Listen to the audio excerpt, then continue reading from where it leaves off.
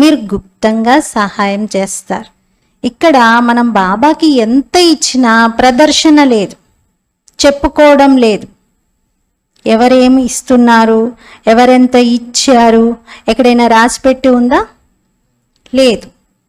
అలాంటివేవి ఇక్కడ చేయకూడదు అంటున్నారు. ఇక్కడంతా గుప్తంగానే నడవాలి. ఎందుకంటే నిజానికి ఇది ఇవ్వడమా? ఎవరి భాగ్యం వారు తయారు చేసుకుంటున్నారు, ఎవరికి వారు భగవంతుని నుండి లక్షల రెట్లు రిటర్న్ పొందుతున్నారు. మరి అది ఇవ్వడం ఎలా అవుతుంది? అందుకే బాబా అన్నారు అంతా గుప్తమే. ఇప్పుడు మీరు మీ బ్యాంకు పుస్తకం అంతా ప్రింట్ చేసి అందరికీ పెద్ద స్క్రీన్ మీద చూపిస్తారా? మీ అకౌంట్ ట్రాన్సాక్షన్స్ చూపిస్తారా? ఎవరికైనా చూపించరు కదా. మీ బ్యాంక్ బ్యాలెన్స్ ఎంత ఉంది అనేది చెప్తారా? ఎవరికైనా చెప్పరు కదా. అలాగే బాబా యజ్ఞంలో ఇచ్చింది కూడా అంతే.